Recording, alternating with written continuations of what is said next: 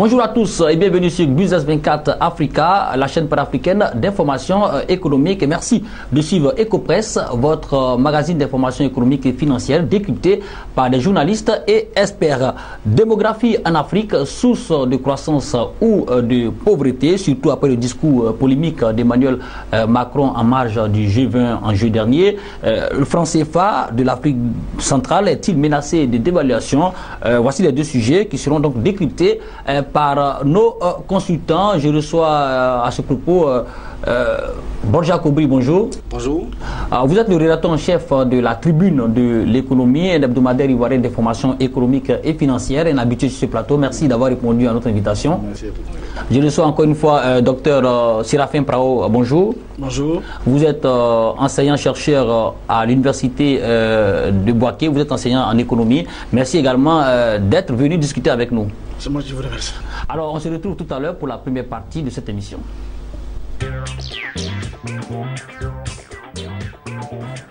Le 8 juillet dernier, en marge du sommet du G20, le regroupement des 20 pays les plus riches de la planète, le président français Emmanuel Macron a déclaré en substance que l'Afrique souffre de sa masse démographique. Une déclaration dont les propos exacts sortis du contexte initial ont enflammé les réseaux sociaux. Je cite, « Le problème de l'Afrique est plus profond, il est civilisationnel. Quand des pays ont encore 7 à 8 enfants par femme, vous pouvez décider d'y dépenser des milliards d'euros, vous ne stabilisez rien. » Borja Kobri, un commentaire sur les propos d'Emmanuel Macron. Oui, il faut dire que ce sont des propos qui ont surpris plus, bon, pas des surpris en fait, qui n'ont pas été bien accueillis par beaucoup d'Africains. Surtout quand on voit les réactions qu'il y a eu sur les réseaux sociaux. Vous voyez véritablement que les Africains n'ont vraiment pas apprécié cela. Mais au fond, lorsqu'on analyse vraiment à froid les propos du président français Emmanuel Macron, il n'a pas forcément tort. Voilà, il n'a pas forcément tort. Encore qu'il faut bien le situer dans le contexte et puis il faut bien l'expliquer aux Africains en fait. Voilà. Ce que ça en découle. D'un autre côté, certains ont estimé que parler de cette manière, c'était outrageux envers les Africains, mais d'un autre côté, c'était pour la France qui est vouée aujourd'hui en Afrique, surtout en Afrique francophone, avec ce qu'on appelle l'épisode de la France-Afrique, parler de cette manière pour un chef d'État africain qui soutient certains États en Afrique et à la limite de façon aveugle, c'était pour certains un moyen de détourner en fait l'attention des populations vers les problèmes essentiels qui est de la persistance des réseaux france-africains en Afrique. Voilà, donc je pense que voilà un peu comment ça a été accueilli par les populations africaines. Vraiment, pas vraiment bien accueilli, même si dans le fond, il y a du vrai. Alors, docteur Prao, il s'agit d'un journaliste ivoirien, Landry Cohen, qui demande combien les pays du G20 sont prêts à débourser en guise d'aide à l'Afrique, faisant allusion à un plan Marshall pour l'Afrique. À cette question, le président Macron répond, le plan Marshall est un plan de reconstruction matérielle pour les pays qui avaient leur équilibre, leurs frontières et leur stabilité. Le problème de l'Afrique est plus profond aujourd'hui, il est civilisationnel. Un peu plus loin, il dit, si nous voulons une réponse cohérente à l'Afrique et aux problèmes africains, nous devons développer une série de politiques qui sont bien plus sophistiquées qu'un plan Marshall et des milliards accumulés. Quand des pays ont encore 7 à 8 enfants par femme, vous pouvez décider d'y dépenser des milliards, vous ne stabilisez rien. Le plan de transformation, nous devons le conduire ensemble en tenant compte des spécificités africaines par et avec les chefs d'État africains. Voilà ce que Emmanuel Macron a dit, ce qui a soulevé la polémique. Un commentaire. Bon, le commentaire, il est simple. Vous savez, les Africains, nous sommes habitués à la condescendance. L'Africain aime bien, effectivement, le dolorisme, la souffrance. Mais à un moment donné, acceptons qu'on nous dise ce que nous sommes. C'est très important. Vous voyez, les statistiques parlent d'elles-mêmes. Aujourd'hui, nous sommes 1 milliard d'habitants en Afrique.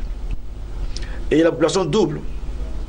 En 2050, nous serons 2,4 milliards sur le continent africain. Le taux d'accroissement naturel, c'est-à-dire la croissance de la population en un an, en Afrique, en moyenne, 2,4. Là où dans les pays développés, la moyenne mondiale est de 1,2 et en Amérique du Nord, c'est 0,4. Alors quand vous prenez un pays comme la France, donc vous voyez, a dit que la population augmente plus vite que partout ailleurs. Alors que le taux de croissance il est faible. En moyenne, les économistes disent que le taux de croissance moyen en Afrique, c'est entre 5 et 6. Et donc, si vous faites entre 5 et 6 enfants, vous voyez qu'il y a disproportion. Quand vous prenez un pays comme le Niger, où on a 7, c'est-à-dire chaque femme fait entre 7 et 8 enfants. En moyenne, parce que c'est l'exemple que M. Macron a pris. Au monde. Le taux de fécondité le plus élevé au monde. Niger. Et vous regardez le PIB par habitant, c'est-à-dire la richesse par tête au Niger, c'est de $363. L'un des pays les plus pauvres au monde. L'un des pays les plus pauvres. Et c'est le pays le plus fécond. Il y a problème. Donc à un moment donné, ce que M. Macron est en train de dire, ce n'est pas une injure en fait. Moi je ne vois pas ça comme une injure. Il est en train de dire ceci aux Africains. Vous savez, les pays francophones, c'est-à-dire que la France, etc., aiment à dire qu'en Afrique, le problème fondamental, c'est la mauvaise gouvernance. Nous l'avons dit, même sur votre plateau ici, en disant que les pays africains, s'ils veulent se développer, ils doivent d'abord, dans un premier temps, mieux gérer ce qu'on leur donne. Ça, c'est important. Les questions institutionnelles, la bonne gouvernance, les questions de dictature, etc., mettre en place des institutions fortes comme le discours d'Obama au Ghana, tout ça, nous sommes d'accord. Mais Macron est en train de nous dire, même si vous mettez en place des institutions démocratiques, vous mettez en place effectivement des structures très propices au développement, si vous ne freinez pas votre propension à faire les enfants, cela va constituer un handicap pour votre développement. Voici comment moi je comprends le discours de M. Macron. Et je vais vous donner des statistiques. Prenez l'exemple simplement d'une famille, ou bien de deux familles, qui ont à peu près les mêmes ressources financières. Et si une famille fait plus d'enfants que l'autre, vous allez voir que la famille qui a fait plus d'enfants aura moins de ressources pour les enfants. Docteur Prao, en quoi est-ce que j'allais dire, ce problème démographique-là est civilisationnel? Non, peut-être là, civilisationnel, là, c'est un peu dur. Peut-être que M. Macron, à mon humble avis, je ne suis pas dans sa tête, mais je pense qu'il parle plutôt de la culture. La culture africaine. En fait. C'est la culture africaine, en fait. Bon, c'est vrai qu'il a utilisé un mot très dur. Civilisationnel, c'est comme si nous n'étions pas civilisés. État de nature, hein. État de nature, mais il veut dire, par exemple, qu'en Afrique, effectivement, vous savez, dans d'autres régions africaines, les enfants, par exemple, sont des richesses. Ce sont des facteurs de production, même à la limite. C'est-à-dire qu'on fait les enfants, on ne les scolarise pas et ils nous accompagnent par le champ. Allez, on fait les enfants pour que, bon, ils nous aident à débroussailler nos plantations. Vous voyez, là, c'est un problème de culture. Et dans d'autres contrées, mieux tu fais les enfants, mieux tu es vu, comme femme.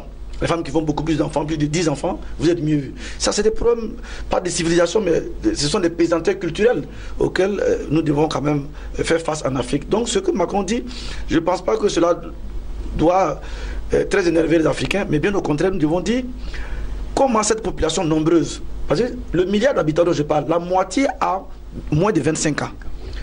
Alors, comment éduquer cette population? Comment soigner cette population? Comment faire en sorte que ces jeunes soient une richesse pour le développement des pays africains? C'est là l'enjeu majeur. C'est la question inaugurale à laquelle nous devons trouver une solution. Et non nous énerver contre le président français. Ok, bon, Jacques Aubry, tout à l'heure, docteur Prao le disait, nous avons des problèmes au niveau de notre développement et on a une démographie qu'on n'arrive pas à maîtriser. Les statistiques de l'ONU nous disent qu'environ 284 millions de personnes vont intégrer la population active d'ici 2030 en Afrique subsaharienne, soit 10,9 millions de personnes, de travailleurs par an. Alors, de façon pratique, comment faire pour freiner cela? Est-ce qu'il faut une politique commune ou adaptée à chaque État? Vous savez, tout à l'heure, quand le docteur parlait de culturel, je pense que c'est quelque chose qu'il va falloir mettre en œuvre peut-être maintenant, mais qui va s'installer sur une certaine période. Parce qu'en fait, il faut éduquer la population. Ouais, il faut éduquer, il faut sensibiliser. Il faut, comme Paul l'a dit, il faut permettre aux gens de mieux comprendre ce qu'on a voulu dire. Voilà. Pourquoi est-ce que c'est important de maîtriser sa population? Et pourquoi est-ce que c'est important qu'aujourd'hui, dans ce monde moderne, là, ce monde mondialisé, là, nous puissions évoluer? On ne parle pas de bannir nos cultures, mais de faire en sorte qu'elles évoluent. Parce que les cultures évoluent de toute façon. Quand on se frotte à d'autres cultures, on se frotte à certaines réalités. Développer la politique de planning familial. Oui, mais en fait, quand on développe la planning familial, forcément, il y a un volet éducation des populations, il y a un volet sensibilisation, en fait. Parce qu'une femme à qui on dit, lorsque tu as 10 enfants, c'est que tu es une femme et que tu es fêtée dans le village, et c'est une icône pour l'autre femme. tout le monde va aller vers 10 enfants. Donc on arrive à une population qu'on ne peut pas maîtriser. Là, il faut qu'on arrive à dire à ces populations que non, aujourd'hui, pour le monde que nous avons 10 enfants, ce n'est pas adéquat. Voilà. Et que 10 enfants, aujourd'hui, il faut les scolariser, il faut les soigner, il faut les nourrir, tout ça. Est-ce que vous avez les moyens pour ça? Vous n'avez pas forcément les moyens pour ça. Donc, il faut faire le nombre d'enfants en fonction des capacités qu'on a, afin de faire en sorte qu'on ne fasse pas des rejetés ou bien des exclus de la société. Voilà, c'est ça en fait. Je pense que le premier volet, c'est vrai qu'on ne parle pas d'une familiale, mais il y a un fort volet d'éducation que nous devons... une mutation culturelle. Voilà, une mutation culturelle, c'est très important en Afrique, voilà, à ce niveau-là. Alors, docteur Praou, on revient à vous. Les statistiques nous disent qu'au niveau de l'Afrique, on est à 5 enfants par femme. Au niveau de l'Europe, 1,7, Asie, 3,5, Amérique, 2%. Mais au niveau de l'Afrique, c'est vrai qu'on est à 5 enfants par femme, mais les réalités diffèrent. Voilà, les statistiques sont variables d'un pays à l'autre. Vous avez, comme vous l'avez indiqué tout à l'heure, le Niger, 7 à 8 enfants, le Burkina Faso, 6 enfants, la Côte d'Ivoire, 3 enfants. L'île Maurice est à 1,4, c'est-à-dire un taux inférieur même par rapport à la moyenne européenne. Voilà, donc les réalités sont différentes. Que faire? Et ce qu'on constate, c'est que les pays qui sont les moins riches, voilà, sont les mauvais élèves. Effectivement, c'est ce dont a parlé M. Kobli tout à l'heure. Il faut éduquer. Vous savez, l'éducation, c'est la clé de la réussite. Que ce soit pour la croissance, même pour une famille. C'est l'éducation qui vous permet de vous épanouir. Vous avez vu. Donc là, moi, je pense que les réalités ne sont pas les mêmes partout. C'est vrai, l'Afrique est un continent composé de plusieurs pays, donc plusieurs réalités. Les pays qui sont musulmans en Afrique noire, dont le Niger par exemple, doivent peut-être effectivement tenir compte de leur culture. On doit tenir compte de leur culture, peut-être du Coran, mais il faut faire évoluer les idées. Il ne faut pas faire les enfants en disant que c'est Dieu qui a donné, Dieu va s'en occuper. Non, Dieu s'occupe de tout le monde. Donc il faut pouvoir expliquer. C'est vrai, en fonction de la spécificité de chaque pays, trouver effectivement le mode opérationnel qui convient. Et puis bon, faire passer le message éducationnel, comme M. Kobri a dit. L'éducation, c'est la clé. Il faut éduquer les femmes, éduquer aussi les hommes. Montrer par exemple aux hommes que si vous voulez que votre femme soit toujours jolie, soit toujours belle, toujours en forme, il ne faut pas l'abîmer en faisant des enfants. Une femme, ce sont des petits exemples comme ça on peut utiliser en fait. En disant par exemple, voilà M. Conan, il a 2 enfants et sa femme. Vous voyez sa femme, quand vous la voyez, elle est toujours jolie, elle est toujours jeune. À côté, M. Kofi, bon, il a fait 10 enfants et sa femme. Quand vous la voyez, elle a 32 ans, mais elle ressemble à une vieille femme. Donc il y a des petits exemples comme ça on peut utiliser, je veux dire, dans chaque pays, en fonction de notre culture, et puis essayer d'éduquer les gens pour qu'on aille vers la transition démographique. De façon pratique, moi j'estime que quand on regarde les chiffres, c'est les pays pauvres qui ont des difficultés. Mais il y a peut-être aussi des problèmes de budget. Quand on n'a pas assez de ressources au niveau de la politique budgétaire, est-ce qu'on peut allouer des sommes importantes pour des sensibilisations? Cela compte aussi, parce que souvent même les simples budgets pour alimenter l'éducation. Non, mais les pays africains doivent le faire. C'est une nécessité, c'est une obligation pour nous. D'ailleurs, les présidents de la CEDEAO ont pris une bonne décision lors d'une conférence. Ils ont décidé de faire tout pour que désormais, dans chaque famille, une femme ait tout au plus 3 enfants. 3 enfants, oui. C'est une bonne chose. Tous les continents. Les moyens doivent suivre. Oui, parce que forcément, on est d'accord qu'il faut des politiques de sensibilisation. Ça nécessite aussi des moyens. Oui, mais tout ça, c'est une question de volonté politique, en fait. Une question de volonté politique. Tout à l'heure, on parlait de bonne gouvernance. Vous savez, aujourd'hui, en Afrique, il y a des fonds qui sont alloués à faire des choses qui ne sont pas essentielles. Le gaspillage. Voilà, c'est ça. Donc, ce sont des secteurs aujourd'hui qui sont prioritaires. Si aujourd'hui, nous voulons avoir des politiques qui soient beaucoup plus pérennes, nous voulons avoir de la visibilité en termes de planification du développement, il est important qu'à ce niveau-là, on puisse agir. Parce que, comme l'avait dit, si on n'arrive pas à maîtriser la démographie, on a un problème. Et quand vous regardez la structure démographique de la population en Afrique, avec une population à 1 milliard d'habitants, nous sommes à la moitié qui a moins de 25 ans. Regardez les défis en termes d'emploi jeune, en termes de santé, en termes d'infrastructure, les défis sont énormes. Donc face à ce défi, si dans quelques années, on a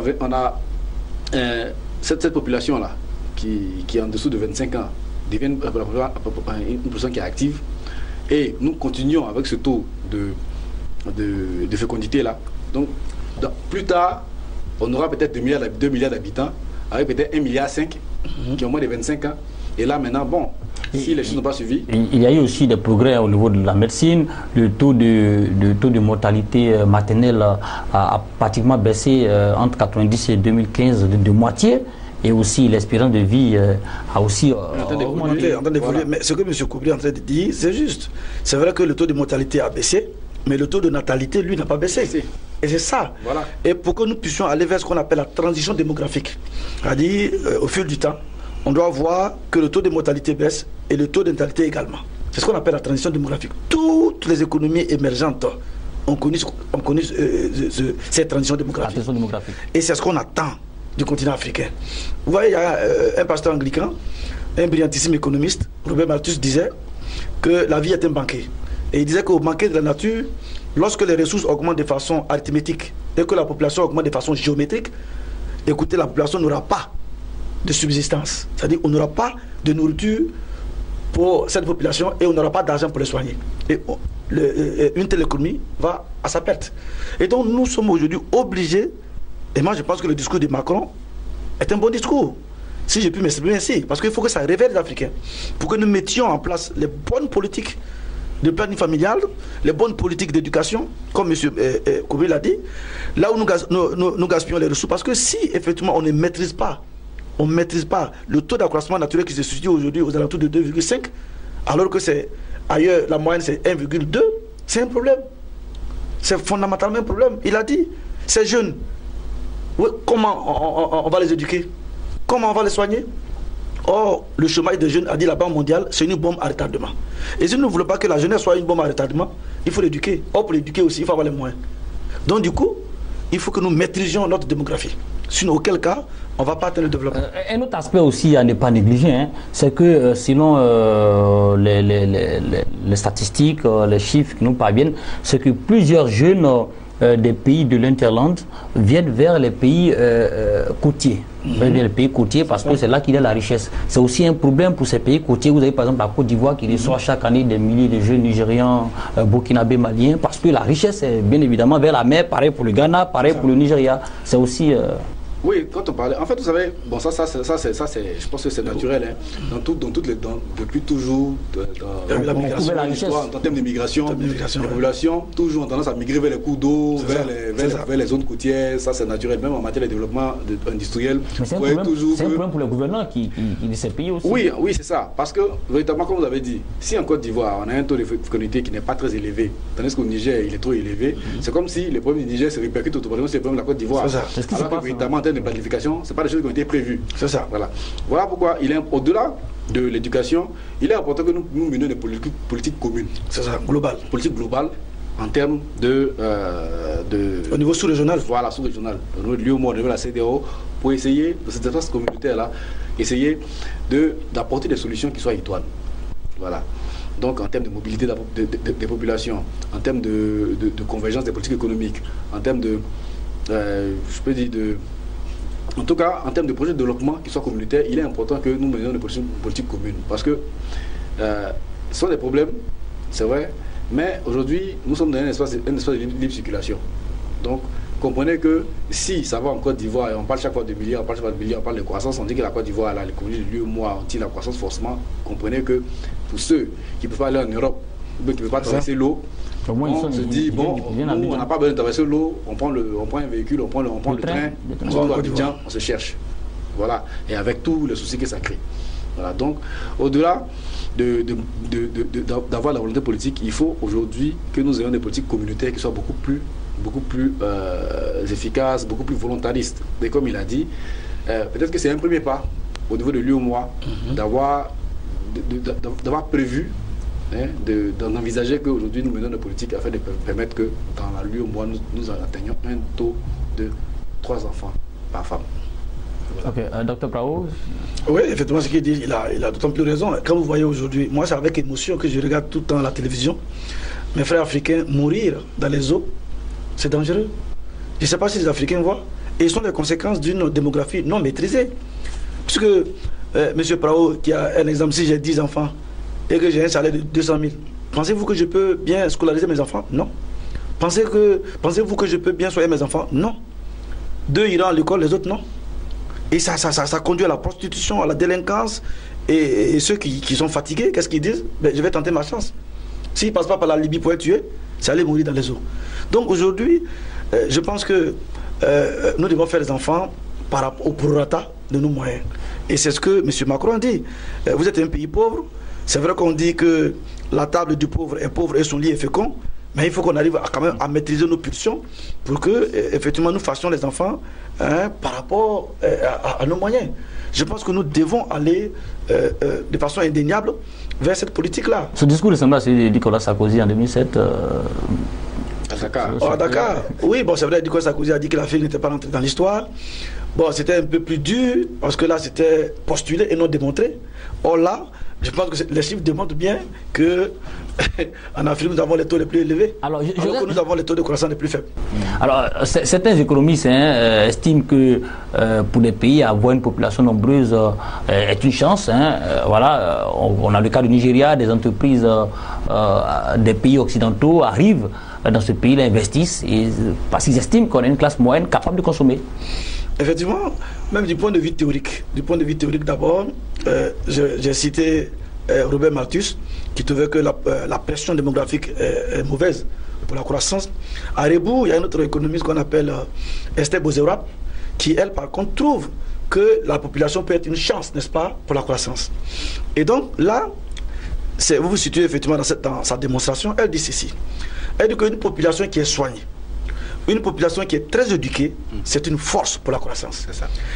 Et le problème fondamental pour l'Afrique, c'est que nous sommes, la population elle est nombreuse, elle n'est pas éduquée, elle n'est pas soignée. Voilà le problème. Voilà le véritable problème de l'Afrique. Quand vous prenez les nouveaux pays industrialisés d'Asie, voilà effectivement des pays qui ont énormément compté sur les populations. La population est nombreuse. Prenez l'exemple de la Chine. L'Inde. La Chine qui est devenue qu'on appelle l'atelier du monde. Mais pourquoi les gens délocalisent en Chine? Parce que les Chinois sont formés. Vous allez en Chine. Voilà. C'est de la main-d'œuvre qualifiée. C'est de la main-d'œuvre qualifiée et bon marché. Voilà. Il dit une main-d'œuvre qualifiée et bon marché. Donc c'est ce qui manque en Afrique. Pour que nous soyons une main-d'œuvre, pour que l'Afrique ait une main-d'œuvre qualifiée et bon marché, pour que l'Afrique tire des dividendes de sa population, il faut que les Africains soient éduqués.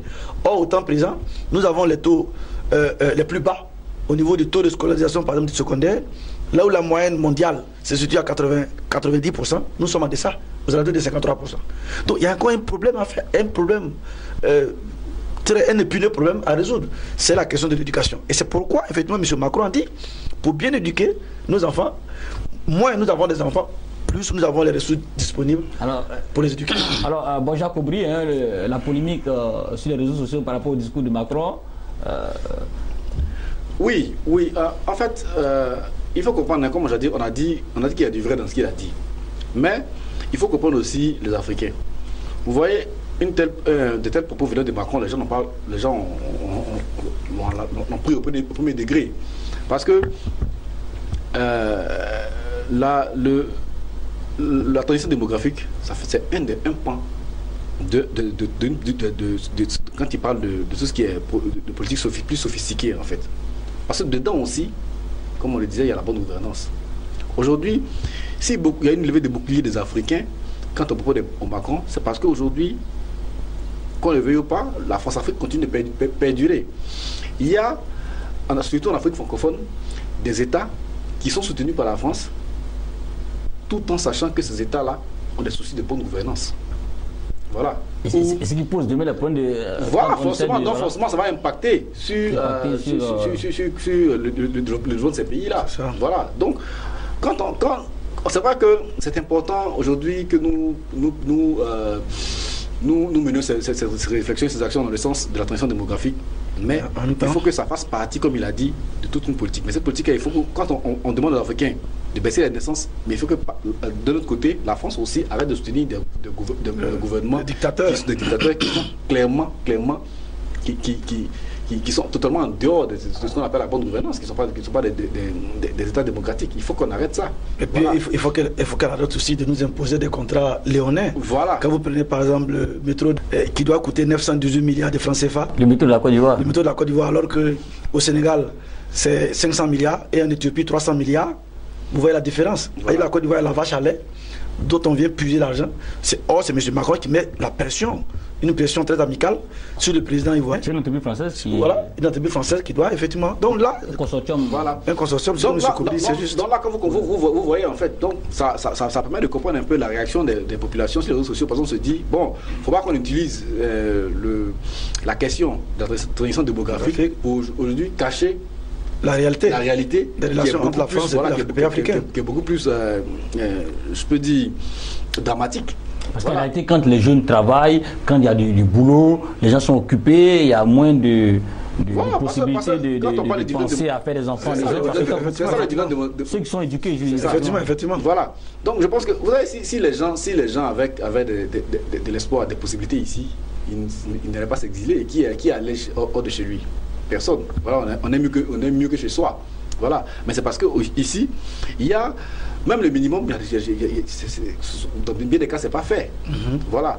Et dans ces cas-là, on a la France qui soutient ces gouvernements. Donc aujourd'hui, c'est important, c'est vrai. Et nous sommes d'accord sur le fait que il faut que nous passions, nous menons nos actions dans le sens de la transition démographique, mais dans le même temps, venant d'un président français, il faut qu'eux aussi ils fassent leur part. C'est ça. Voilà. Je rappelle que le plan Marshall en question est une proposition allemande. Alors, Dr Prao, votre avis sur les réactions sur les réseaux sociaux?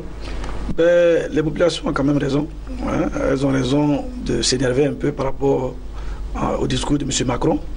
En ce sens que la France, effectivement, est perçue comme le pays, en tout cas, développé qui entretient beaucoup plus de réseaux france-africains. Voilà.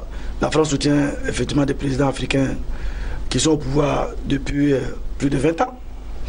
Vous prenez M. Sassou Nguesso, par exemple, au Congo, qui est toujours élu avec des scores soviétiques, mais soutenu toujours par la France. On ne va pas les citer. Hein, voilà. Alors que la population souffre. Les ressources pétrolières ne sont pas bien gérées. Et là, M. Macron ne trouve pas à redire. On aurait voulu que M. Macron dise aux pays occidentaux, cessons de piller les pays africains, par exemple. Cessons de soutenir des dictatures. Cessons de défaire et de faire des présidents en Afrique. Lorsque vous n'êtes pas aimé par un président français, du jour au lendemain, vous perdez votre pouvoir. Parce qu'il y a une rébellion qui est fabriquée et un coup d'État qui est formaté. Et donc, voilà des problèmes comme ça, des sujets, effectivement, qui ont, comme on m'a dit, voilà, qui ont un impact quand même sur le quotidien des Ivoiriens.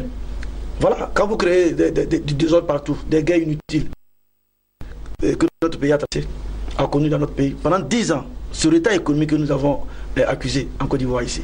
Pas une guerre de 10 ans. Donc cette grande période... On surpris qu'on enregistre beaucoup plus d'Ivoiriens à Lampedusa. Voilà. On s'en surpris de ça. C'est ça. Voilà. Donc on retient que... Nous allons prendre notre part. M. Macron nous a ouvert les yeux, c'est vrai. Nous sommes nombreux, nous croissons très vite. Nous sommes conscients de cette situation-là. Ce que nous devons faire sur ce point, c'est de mettre un peu plus de fonds dans l'éducation et la santé. Une population qui est nombreuse, si elle est bien soignée et éduquée, elle a une chance pour le développement. Maintenant, à côté, nous disons à M. Macron, balaye un peu aussi devant ta porte, avant de venir balayer devant la porte des autres. Ok, on se retrouve tout à l'heure pour le second sujet. Je rappelle pour nos téléspectateurs que nous parlerons du franc CFA au niveau de l'Afrique centrale, le franc CFA qui est menacé de dévaluation. On aura des éléments de réponse avec nos invités.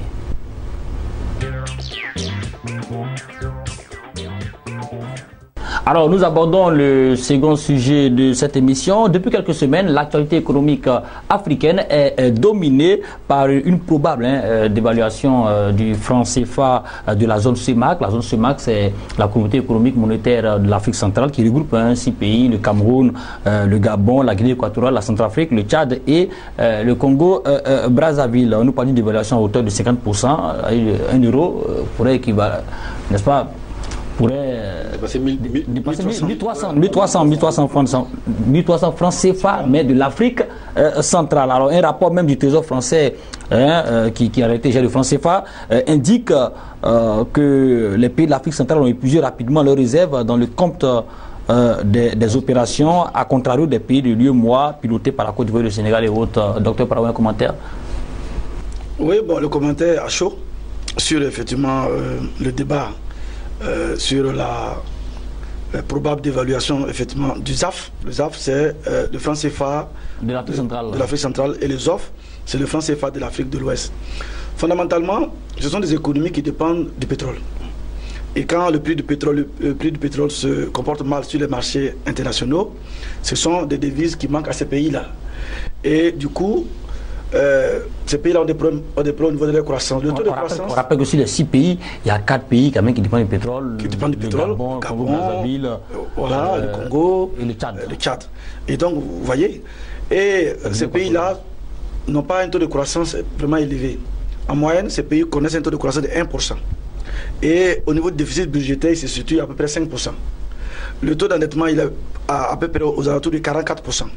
Et les réserves de ces pays-là, qui étaient de 10 milliards de dollars en 2015, sont retombées à 4,4 milliards de dollars en 2016. Ce qui équivaut à 2 mois d'importation. Je dis bien 2 mois d'importation. Pour permettre à notre téléspectateur de l'Afrique centrale ou de l'Afrique de l'Ouest francophone de comprendre, ça fait environ 3 000 milliards perdus en une année. En une année. Et c'est énorme. Et donc, M. Macron, il a appelé le président ivoirien, Alassane Ouattara, il a appelé le président sénégalais, Macky Sall, et il a demandé à ces 2 pays-là, puisque ce sont ces 2 pays qui sont les 2 pays phares de la zone UEMOA, l'Afrique de l'Ouest, il a demandé pour ne pas effectivement qu'il y ait des dévaluations et réévaluations, parce que c'est le rapport, le rapport du Trésor voudrait qu'on réévalue le ZOF, c'est-à-dire le franc CFA de l'Afrique de l'Ouest, et d'évaluer le ZAF, le franc CFA de l'Afrique centrale. Ça veut dire que le franc 1 euro pourrait équivaler à 500 francs CFA, et 1300 de l'autre côté. Et 1300 de l'autre côté. Okay. Pour éviter cette disparité dans une même monnaie, dans une même zone franc, M. Macron a demandé à ce que les 2 présidents ivoiriens et sénégalais fassent un effort de solidarité pour venir en aide à nos frères de l'Afrique centrale, ce que les 2 présidents ont refusé d'ailleurs, en disant que non, nous au niveau de l'Afrique de l'Ouest, nous avons un comportement vertueux. Au lieu de beaucoup importer, nous consommons localement. C'est pourquoi effectivement, vous avez vu, nous avons à peu près plus de 8 000 milliards de dollars en termes de réserves. Or, eux, ils en manquent. Donc, le président ivoirien et sénégalais ont refusé effectivement l'offre du président Macron, et c'est ce qui a suscité et a enflé effectivement le débat sur une possible évaluation effectivement du SAF. Bon, Jacques Aubry. Oui, il faut le dire. Il faut dire que en fait, cette situation, elle était à craindre pas depuis l'année passée, parce qu'en fait, depuis l'année passée, c'est depuis l'année passée que les travaux ont commencé en fait. Mais il y a depuis quelques temps, toutes les économies qui sont tributaires du pétrole subissent véritablement la baisse des coûts qui est devenue chronique depuis je pense depuis quelques années, depuis quelques temps en fait. Donc depuis lors, véritablement, c'est vrai que ces pays-là ont fait l'effort de maîtriser un peu ces déficits-là, en sorte que ça a été réduit, mais ça reste relativement important. Parce que jusque-là, on n'a pas compensé les réserves de devises. Voilà. Mais je pense que ça met en évidence un peu la fragilité des États africains, des économies africaines. Parce que jusqu'à présent, ce n'est pas des économies diversifiées. Parce que, on le disait tantôt, il y a une émission ici, que on ne peut pas continuer d'avoir des économies dont les ressources proviennent des recettes d'exportation de certains produits. Dont les bases sont fragiles. Voilà, fragiles. Voilà. On n'a pas des pays, des économies industrialisées. C'est vrai qu'aujourd'hui, c'est le postulat de toutes les économies africaines.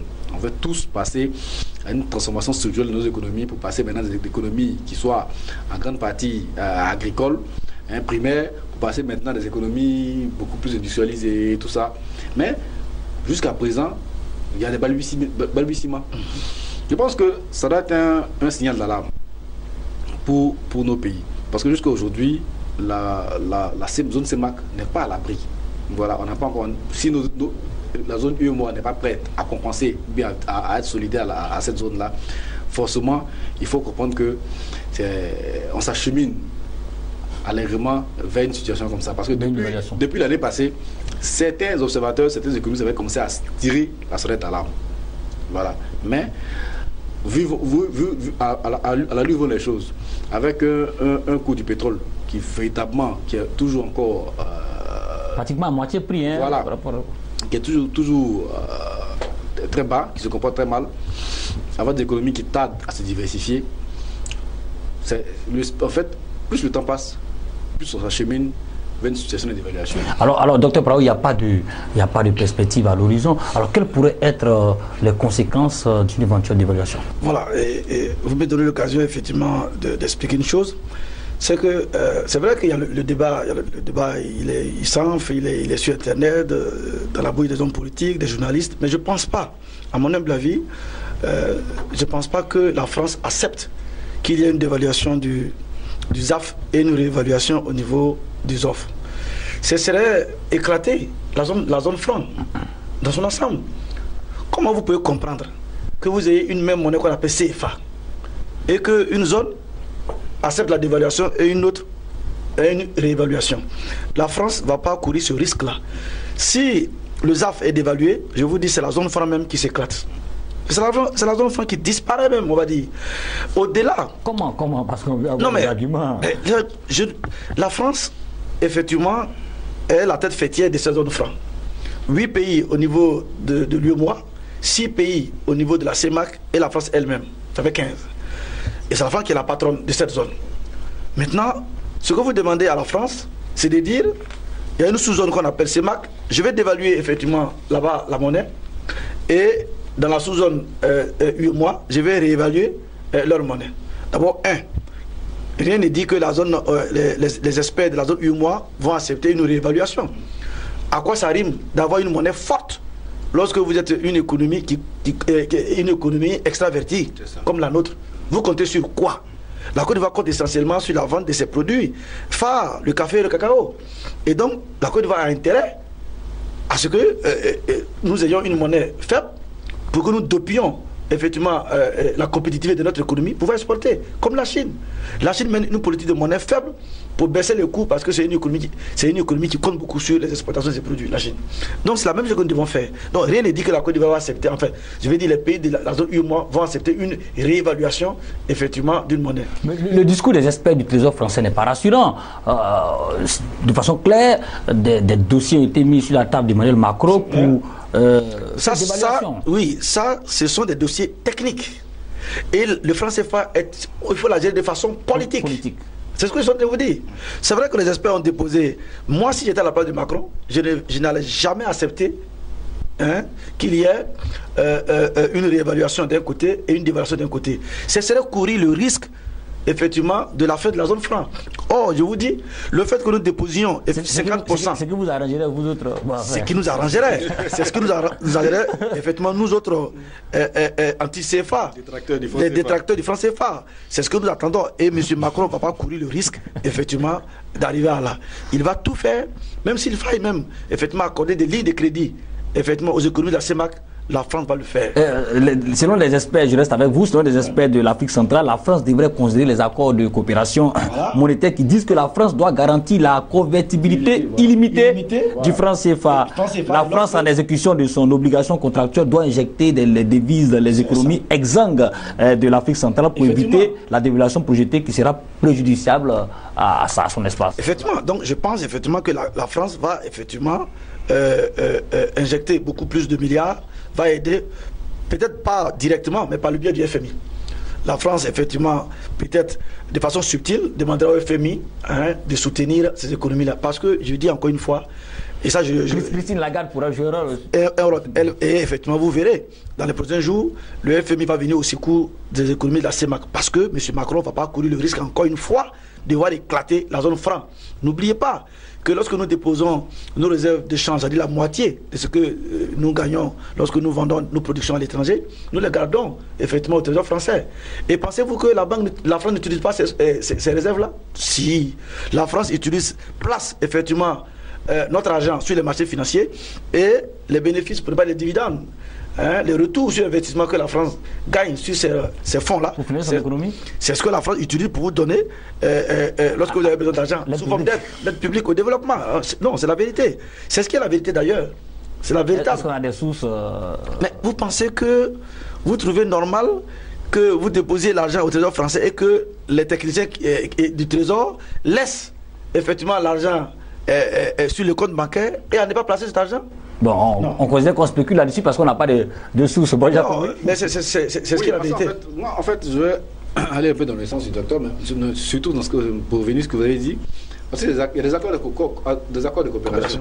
Et en fait, ces accords-là, la France va assurer une couverture. C'est ça. Voilà. Et bon, je pense que c'est ce qui fait craindre, en fait. C'est ce qui fait présager cette dévaluation et qui fait craindre que, bon, parce qu'aujourd'hui, je pense que c'est à dessein, sinon je pense que, je ne dis pas à dessein, mais le président ivoirien, Alassane Ouattara et Macky Sall ont clairement raison de refuser la proposition qu'il a faite. En tout cas, si c'est vrai, si une telle proposition a été faite comme ça, ils ont totalement raison de refuser parce qu'aujourd'hui, ce n'est pas à la zone aux offres de venir au chevet. C'est la France de le faire. Il y a des accords de coopération. Parce que la France a deux. Voilà, c'est la France de le faire. Donc, deux administrateurs. On ne peut pas.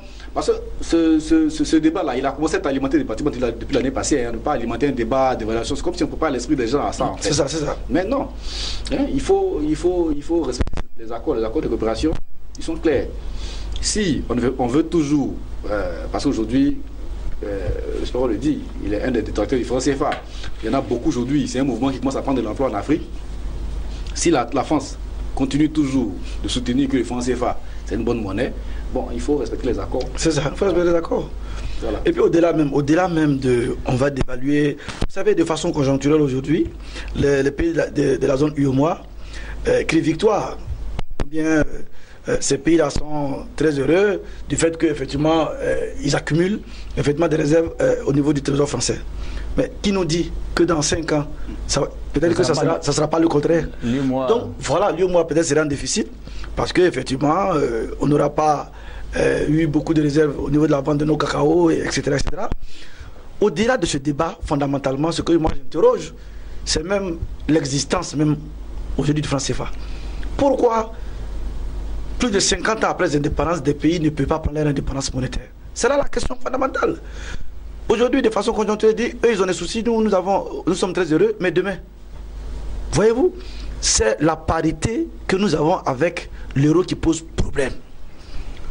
Si on avait toléré, par exemple, un peu plus de flexibilité, le taux de change allait effectivement s'ajuster. C'est-à-dire qu'un euro, par exemple, allait peut-être pouvait équivaloir à peut-être 1500 ou bien 1600 francs CFA, mais on n'allait pas utiliser les fonds, les réserves que nous avons. C'est parce qu'on s'est arc-bouté sur une parité fixe. Du coup, quand on a un problème, on ne peut pas laisser le taux de change s'ajuster. Du coup, c'est dans nos réserves que nous puisons pour pouvoir faire nos dépenses. Voilà le problème. Quand on prend un pays comme le Ghana, quand le Ghana a un problème de trésorerie, c'est le CIDI qui baisse simplement des valeurs, qui varie. Mais le Ghana n'épuise pas dans ses réserves pour défendre sa monnaie.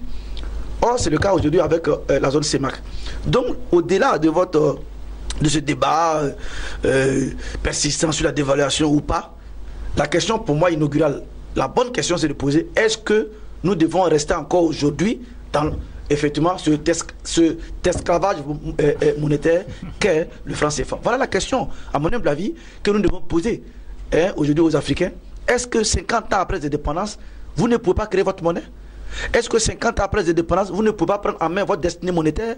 Voilà la question inaugurale à laquelle nous devons trouver des réponses. Et non, aujourd'hui, pinailler sur une question de dévaluation ou pas.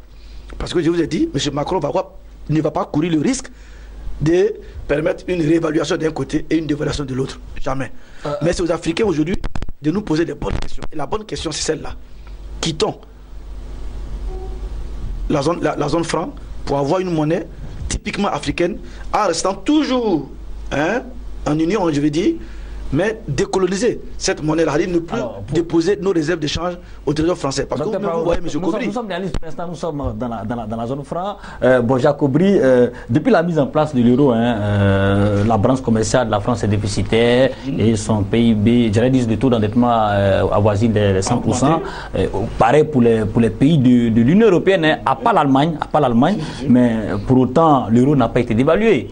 L'euro n'a pas été dévalué. La Banque Centrale Européenne même a placé la zone euro sous perfusion monétaire par le canal d'un assouplissement quantitatif et d'une politique des taux d'intérêt très bas, ce qui leur confère une réelle flexibilité monétaire. Est-ce qu'on n'aurait pas peut-être à notre niveau aussi Non, mais là, vous apportez de l'eau au moulin du docteur Prao, qui dit qu'il faut d'autres monnaie maintenant. Il fallait peut-être avoir... Parce que véritablement, ce que vous dites, ça montre que véritablement, ça c'est un exemple d'un espace. Un espace communautaire, mais qui tient en main les limites de sa politique monétaire. C'est ça. Voilà, ce qui n'est pas le cas ici. Ce qui n'est pas le cas tant dans la zone ouest que la zone CEMAC. Voilà, ce n'est pas le cas. Donc, si on tient un tel discours, clairement, ça mène de l'eau au moulin de ceux qui estiment qu'aujourd'hui, il faut sortir du franc CFA. Il faut permettre aux pays de la zone, aux pays africains, surtout d'Afrique subsaharienne, d'avoir leur monnaie. Et au-delà, dans un tas de cas de figure, ça pourrait permettre aussi de favoriser les échanges entre ces pays-là. Parce qu'aujourd'hui, ce qui est un des éléments qui a créé ce déficit-là, c'est quoi? Ce sont les importations. Les importations. Voilà. Alors que si, entre nous, au niveau local, nous favorisons les échanges sont beaucoup plus poussés, on allait moins importer hors zone. Voilà, avec une monnaie. Et pour ajouter ce que vous dites, pourquoi est-ce qu'on importe? L'importation dépend du revenu national. C'est parce que vous avez une monnaie forte, qu'on appelle le franc CFA, qui vous permet d'importer. Or, la dévaluation, par exemple, vous empêche effectivement d'importer. Pourquoi? Parce que les biens étrangers deviennent chers. C'est ça, en fait, le problème. Un petit pays comme le Ghana, pourquoi est-ce que le Ghana n'importe pas autant? C'est parce que le franc CFA, c'est ça le problème, en fait, la parité. C'est la parité qui gêne aujourd'hui, la parité fixe. Et aujourd'hui, les pays africains disent que nous avons une monnaie forte. Et c'est ce que M. Koubli est en train de dire. Et c'est le fait d'avoir une monnaie forte qui a permis à cette économie-là d'importer n'importe comment, et c'est ce qui a détruit la balance commerciale. Docteur Prao Bojang Koubli, on va terminer l'émission, mais vous dites que la dévaluation n'est pas possible en Afrique centrale. Moi, j'estime qu'aujourd'hui... Et si elle est possible, quelles sont les Moi, j'estime qu'aujourd'hui, si, comme la France, comme beaucoup de chefs d'État africains, estiment que le franc CFA est une bonne monnaie, et il y a des accords de coopération, il faut que, dans le cadre de la zone CEMAC, la France respecte ses engagements. Ça. La France doit donc soutenir cette zone-là à pouvoir se relever. Voilà. Moi, c'est ce que j'estime. C'est ce qui est écrit dans les accords. Et vous ne croyez pas à une dévaluation? C'est à craindre, mais comme on l'a dit, il y a des accords de coopération qu'il faut respecter. Et si on dévaluait? Si on dévaluait... Les conséquences? Bon, c'est un risque. Comme Dr Prao l'a dit, c'est un risque. Si on dévalue pendant que on dévalue la zone CEMAC, pendant que la zone ouest n'est pas dévaluée, bon, il y a un risque au niveau de la zone franc. Maintenant, si dans un souci de solidarité aussi, il faut que peut-être que la zone ouest aussi dévalue, voilà. Bon, voilà, donc... Ce que les présidents vont refuser d'ailleurs. Voilà. Pas du tout, mais Dr Prao, vous qui maîtrisez la politique monétaire, vous qui êtes spécialiste de la politique monétaire, si on dévalue, il y a dévaluation au niveau de la zone CEMAC, quelle sera la santé économique de ces pays-là? On a eu déjà un cas ici, on a eu déjà un cas en 1994, les pays ont pu s'en sortir, et puis après il y a eu des problèmes de façon pratique. C'est pour vous dire que la dévaluation n'est pas la panacée. C'est ça, en fait, il faut que nous répétions cela. La dévaluation n'est pas la solution apodictique qu'on doit donner à une économie. Non. Le problème de la zone franc, vous allez dévaluer. Même si, par extraordinaire, je ne crois même pas d'ailleurs à ça, je vous ai dit, M. Macron va tout faire pour ne pas qu'on arrive à cette situation catastrophique. Parce que si le ZAF est dévalué contrairement aux offres, oui, je vous dis, la zone franc n'existe plus. On suppose que c'est le ZAF est dévalué. Si le ZAF est dévalué, les conséquences sur l'économie, non, il va y avoir effectivement un rétablissement à très court terme de la balance commerciale. Mais jusqu'à quand? Parce que vous êtes toujours, je vous dis, dans un système de parité fixe. C'est-à-dire de façon temporaire, ces pays-là vont retrouver la santé économique, mais je dis jusqu'à quand? Oui, puisque quand il y a eu d'évaluation au niveau de... en 1994, en 1997 et 2001, le pouvoir d'achat d'exportation africaines avait baissé de 53% et ça avait vraiment éprouvé, effectivement. Voilà. Et puis rien n'est dit que lorsqu'on dévalue, effectivement, on peut avoir des effets pervers. Par exemple, on a dit que le problème, effectivement, des pays de la CEMAC, c'est que ce sont des économies qui sont dépendantes des importations.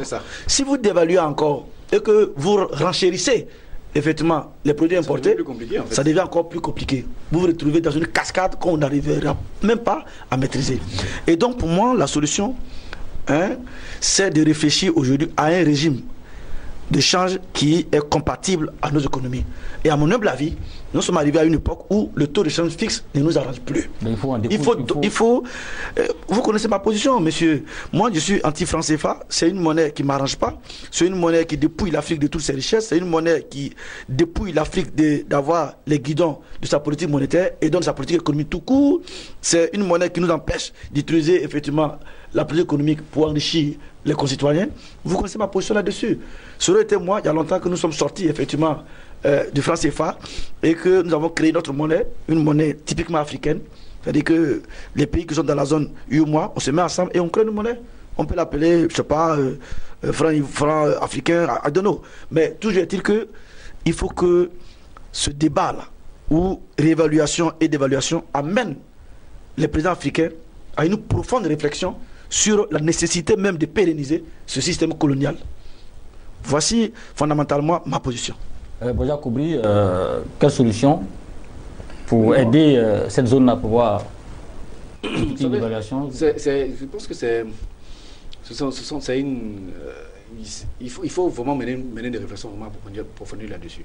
Parce qu'aujourd'hui, comme on l'a dit tout à l'heure, là, avec des économies qui ne sont pas vraiment diversifiées et qui continuent d'importer énormément, si aujourd'hui, si nous dévaluons le franc CFA, en tout cas au niveau de la CEMAC, je ne suis pas sûr que véritablement, à moyen terme, ça va produire les effets qu'on souhaite. Peut-être que, comme le docteur l'a dit, à court terme, ça pourra peut-être rééquilibrer les choses, mais dans le fond structurel, rien ne change. Rien ne va changer. Voilà. Aujourd'hui, comme on l'a dit, il appartient aux pays africains de renforcer leur coopération, de renforcer leurs espaces d'échange en fait. Il faut qu'aujourd'hui les pays africains, parce que quand on parle d'importation, le commerce inter-africain n'est pas très élevé, il est faible. Voilà. Au niveau du commerce inter-africain, il faut que nous renforcions nos échanges. Okay. Et à partir de là maintenant, progresser maintenant vers une politique monétaire où nous ayons, je pense, plus de mots à dire. Ok. Voilà. Alors merci à mes deux invités d'avoir échangé avec nous. Je rappelle qu'aujourd'hui nous avons échangé sur deux sujets lors du premier sujet, on a évoqué, n'est-ce pas, la question de la démographie en Afrique. Quelle politique mener pour pouvoir allier démographie et croissance? Et au niveau du second sujet, nous avons donc parlé du franc CFA de l'Afrique centrale qui est actuellement en difficulté, risque de dévaluation. Et on a eu la position de nos experts et journalistes ici sur le plateau. Merci d'avoir répondu à notre invitation. Nous étions avec Dr Séraphin Yao Prao. Il est enseignant en économie, enseignant-chercheur en économie à l'université Alassane Ouattara de Bouaké. Merci d'avoir répondu à notre invitation. C'est nous qui vous remercions. Nous étions aussi avec Boja Koubri, un habitué à l'émission, journaliste, rédacteur en chef de la Tribune de l'économie, un hebdomadaire ivoirien d'information économique. Merci. Merci à tous pour nous. Alors, quant à vous, téléspectateurs, on se retrouve la semaine prochaine pour une autre émission d'Ecopresse. Sur ce, bonne suite de programme sur Business 24.